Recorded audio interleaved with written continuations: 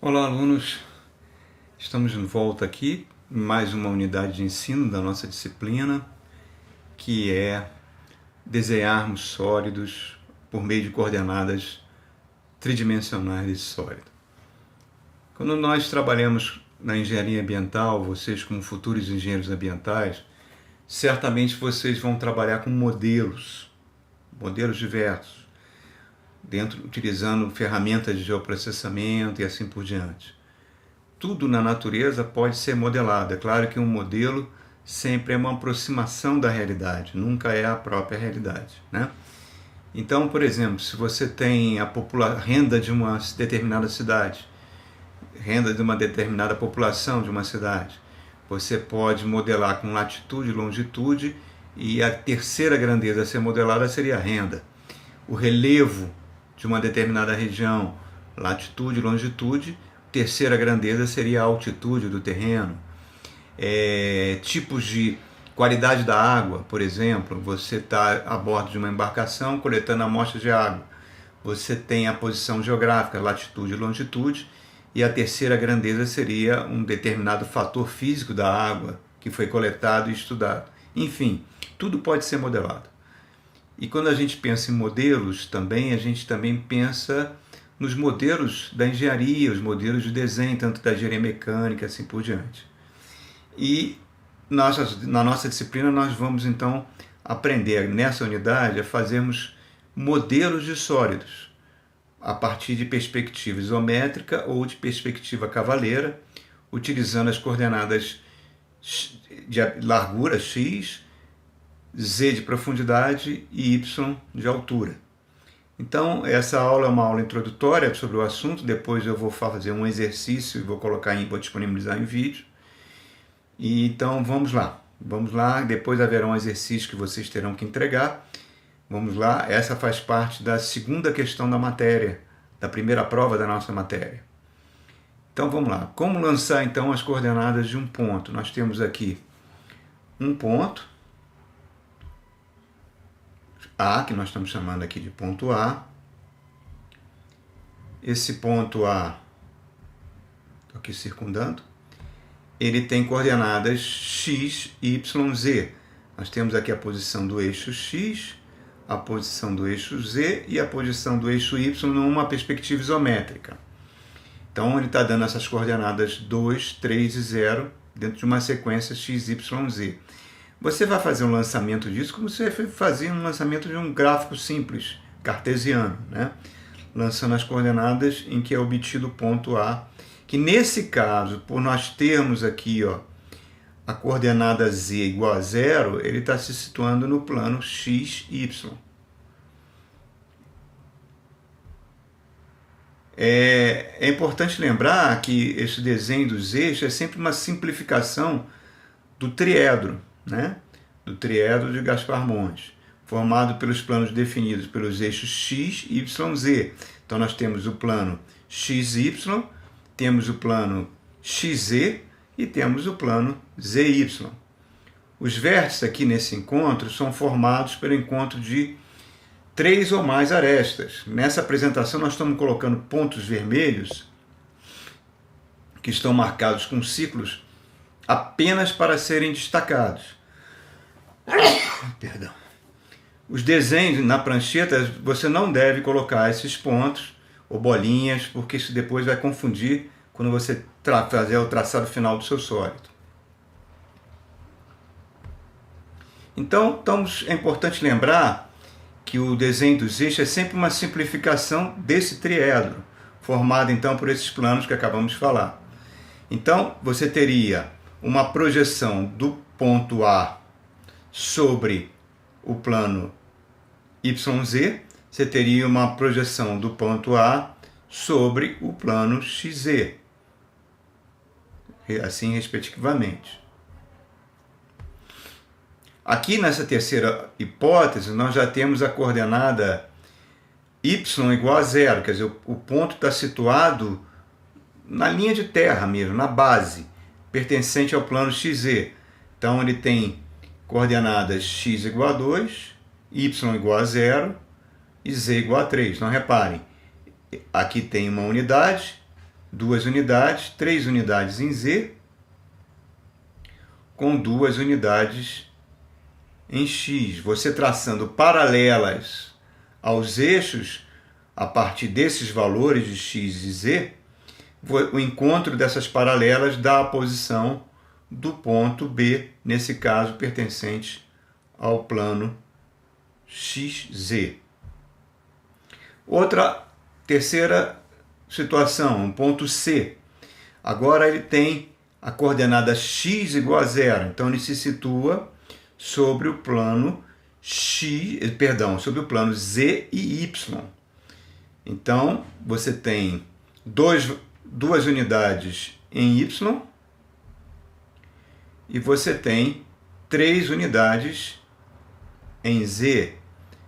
Traçando retas paralelas a partir dessas marcações de Y e de Z, o encontro dessas retas, paralelas aos eixos, é claro, você tem a posição do ponto C. Então aqui nós vimos 3 situações onde você tem uma das coordenadas igual a 0. Quando você tem uma das coordenadas igual a 0, o ponto se situa exatamente em cima desses planos que nós acabamos de falar. Agora, aqui nós temos uma situação que o ponto está no espaço, quer dizer, ele não pertence a nenhum desses 3 planos, porque ele não possui nenhuma das suas coordenadas igual a 0. Ele tem aqui 2 em X, ele tem 3 em Y e tem 4 em Z. Então o ponto A já não está mais nesses planos que nós estamos falando. Então vamos ver como é que seria a sua plotagem. Então aqui ele está mostrando por meio de segmentos, tá?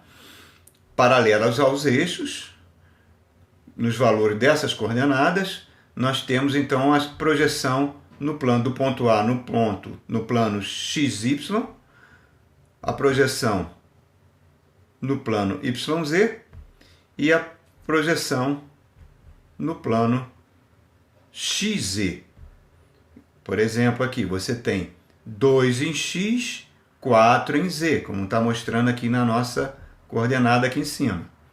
Então, o que você tem? Traçando retas paralelas, deu a posição dele no plano. Agora, como encontrar o ponto A? Bastaria você traçar 3 retas paralelas a esses segmentos de retas, e o encontro delas daria a posição do ponto A no espaço. O ponto de encontro dessas paralelas, resultante do traçado, seria uma espécie o vértice de um paralelepípedo de dimensões x igual a 2, y igual a 3 e z igual a 4. Qual o problema disso? Usar essa metodologia, né? Imagine um sólido que tem aí 30 vértices ou mais. Então, os objetos reais, na realidade, eles possuem muitos vértices. Então, você fazendo dessa forma, você vai produzir uma quantidade imensa de linhas auxiliares. Então, reparem, um único ponto aqui que nós traçamos aqui no espaço precisou de pelo menos 8 vértices a serem lançados no sistema, além do tempo que é despendido nesse processo. Então, um objeto, um sólido mais complexo, resultaria num emaranhado de linhas, que certamente traria confusão no seu desenho. Então, o que nós fazemos é trabalhar com segmentos de reta, usando o escalímetro. Então, vamos voltar aqui ao nosso desenho. Nós temos aqui o ponto A com as coordenadas x, y, z, está situado no espaço. E o lançamento de coordenadas de um ponto não pertence a um dos planos de projeção. Então, ele pode ser feito também de forma simplificada e incrementalmente na ordem x, y, z. A ordem que você vai usar para plotar essas coordenadas não importa. Você pode começar em x, você pode começar em y, você pode começar em z. O importante é que esses valores estejam corretos e você possa fazer as paralelas de formas corretas. Então aqui nós vamos mostrar para nós o método. Primeiro, você lança o valor de x, que no caso aqui é x igual a 2. Você lança, pega o seu escalímetro, na escala que for determinada, e marca 2 unidades de comprimento em x. Em seguida, você marca o valor em y, a partir do ponto onde x é igual a 2. Preste atenção, não é a partir do eixo, e sim a partir desse ponto, que é x igual a 2, você vai, com uma paralela ao eixo y, marcar no seu escalímetro 3 unidades de comprimento. Agora, seguindo, você vai, a partir desse ponto,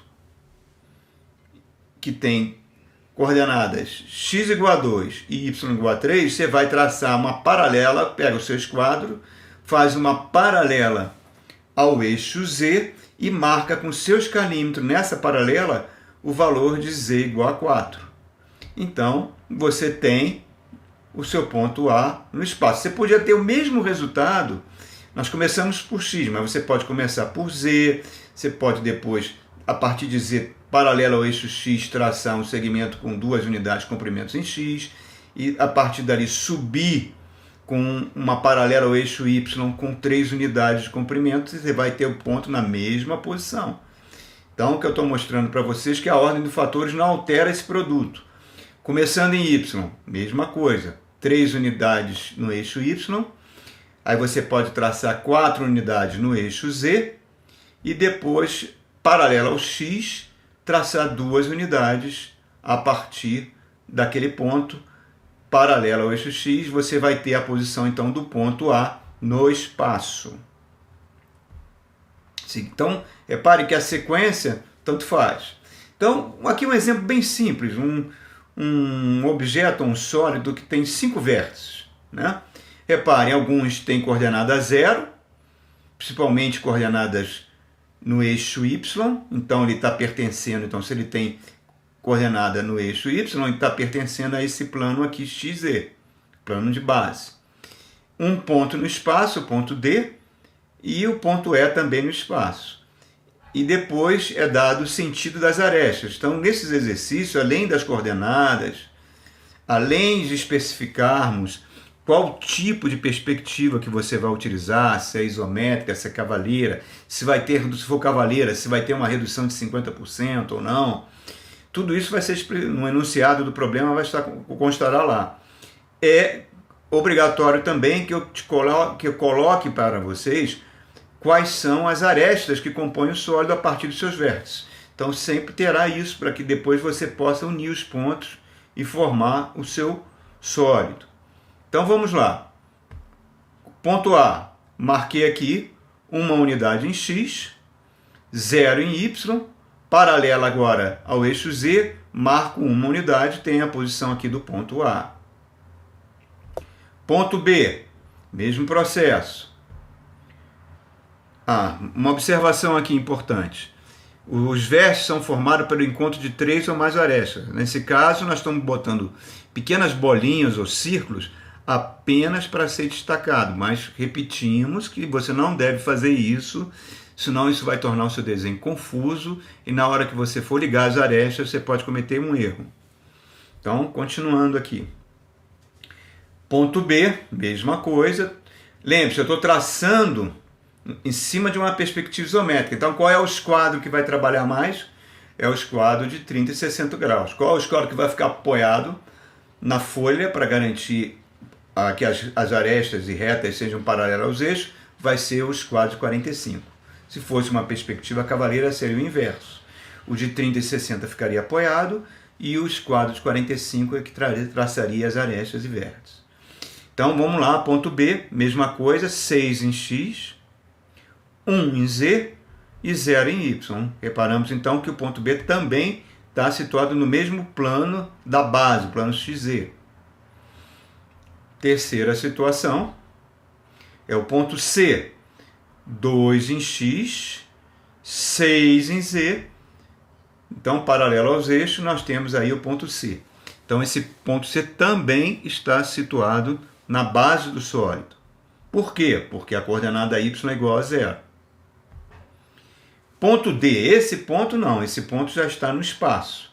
Então você tanto pode começar por x como por y ou por z. Aqui no caso nós estamos começando por x. Então vamos lá, ponto D, 1 em x, 5 em y, paralelo ao eixo Z, eu marco a partir desse ponto, do ponto que teve 5 em Y e 1 em X, paralelo ao eixo Z, eu chego à posição do ponto D. Ponto E, mesma coisa. 3 em X, 5 em Y. Repare então que ele está na mesma altura do ponto D, né? E 1 em Z. Então, por meio de paralela, chegamos aqui no ponto E. Bom, com esses 5 pontos, eu agora vou traçar essas arestas, seguindo exatamente essa ligação que está aqui nos vértices. Vamos traçar, então, aresta AB. Vamos traçar a segunda que se segue, a BC. Vamos traçar CA, quer dizer, nós traçamos a base do sólido. Vamos traçar agora AD.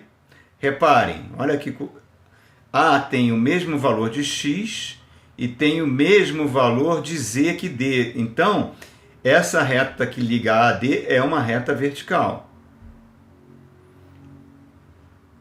Em seguida, nós temos DE. E de DE nós podemos agora ligar o ponto E a B, como está mostrando aqui nessa aresta.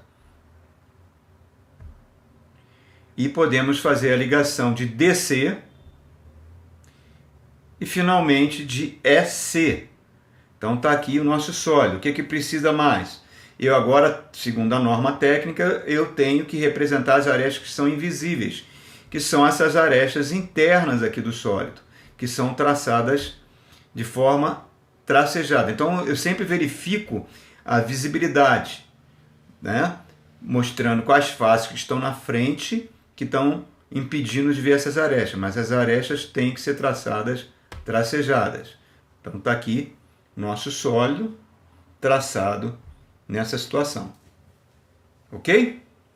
Então esse foi um sólido bem simples, é a mesma metodologia.